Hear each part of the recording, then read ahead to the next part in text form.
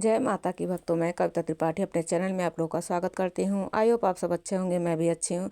देखिए आज जैसा कि आपको लोग पता है कि महाशिवरात्रि बहुत ही करीब है और ये बहुत ही सुनहरा मौका होता है भोले जी को प्रसन्न करने का।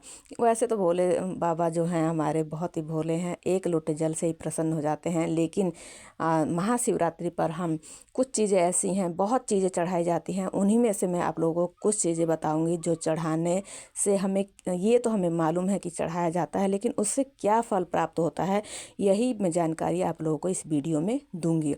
तो देखिए, वैसे तो शिवलिंग पर अक्सर मतलब जल बेल पत्र सभी को पता है कि चढ़ाया जाता है, लेकिन बहुत चीज़ें ऐसी हैं जो कुछ लोगों को पता भी हैं, कुछ लोगों को नहीं भी पता है।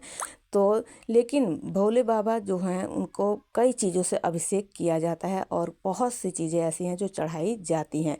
तो सभी से क्या फल प्राप्त होता है वही चलिए मैं आप लोगों को बताती हूँ। देखिए, सबसे पहले मैं आप लोगों को बता देती हूँ कि दही दही से जो शिवलिंग पर अभिषेक करने पर भवन वाहन की प्राप्ति होती है। गन्ने के रस से अभिषेक करने से लक्ष्मी की प्राप्ति होती है और शहद जल में डालकर उससे अभिषेक करने से धन में वृद्धि होती है। और किसी भी तीर्थ स्थान जैसे गंगा जल से अभिषेक करने पर मोक्ष की प्राप्ति होती है।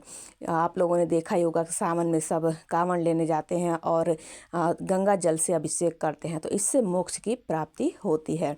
और जल में इत्र डालकर अभिषेक करने से रोगों का नाश होता है। और जल में दूध मिलाकर अभिषेक करने से पुत्र की प्राप्ति होती है। और जो प्रमेह जो रोग होता है उसमें शांति होती है और हमारी मनोकामनाएं भी पूर्ण होती हैं। और गंगा जल से अभिषेक करने से जो भी मतलब ज्वर है, बीमार है, बुखार है, वो ठीक हो जाता है। दूध और शक्कर मिले जल से मतलब मीठे जल से अभिषेक करने से हमारी जो बुद्धि है वो ठीक होती है, सद्बुद्धि प्राप्त होती है।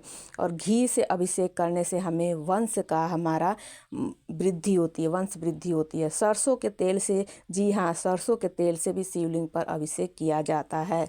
तो सरसों के तेल से अभिषेक करने से रोग और शत्रुओं का नाश होता है। और शहद और दूध से रुद्राभिषेक करने से पाप का शमन होता है।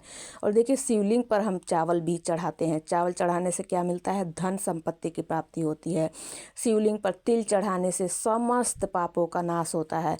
शिवलिंग पर जौ भी चढ़ाई जाती है। जौ चढ़ाने से लंबे समय से कोई भी परेशानी आपकी है जो दूर होने का नाम ही नहीं ले रही है, वो हमारी परेशानी दूर होती है। शिवलिंग पर गेहूँ चढ़ाने से सुयोग मतलब ऐसा पुत्र प्राप्त होता है जो जैसा मतलब एक कहते हैं ना कि आदर्श पुत्रवान की प्राप्ति होती है।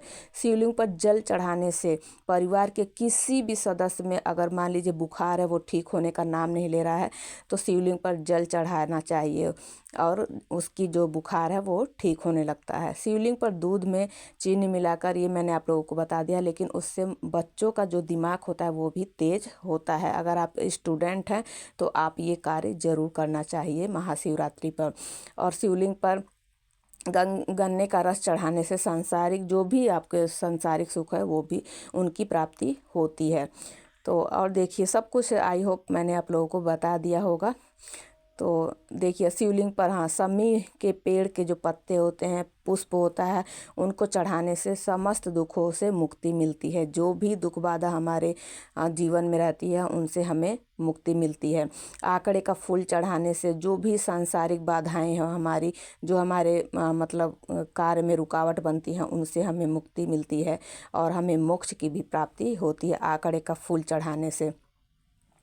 तो ये सब कार्य आप सब महाशिवरात्रि के दिन करके भोले बाबा को प्रसन्न कर सकते हैं। वैसे तो भोले बाबा केवल जल से ही प्रसन्न होता है, लेकिन ये सब चीज़ें भी आप चढ़ा कर भोले बाबा को चढ़ाकर प्रसन्न कर सकते हैं और अपनी मनोकामनाओं को पूर्ण करा सकते हैं। भोले बाबा जी जरूर प्रसन्न होंगे और आपकी मनोकामनाएं पूर्ण करेंगे। और देखिए, जो बेलपत्र होता है उसको चढ़ाने से हमारी आध्यात्मिक शक्ति में वृद्धि होती है, शक्ति बढ़ती है, हमारा आध्यात्म की ओर हम बढ़ते हैं। आई होप आप लोगों को जानकारी अच्छी लगी होगी। अगर अच्छी लगी होगी तो प्लीज़ मेरे चैनल को लाइक शेयर एंड सब्सक्राइब कीजिएगा और कमेंट में ओम नमः शिवाय जरूर लिखिएगा। मिलती हूँ अगली जानकारी के साथ, अगली वीडियो के साथ। जय माता की।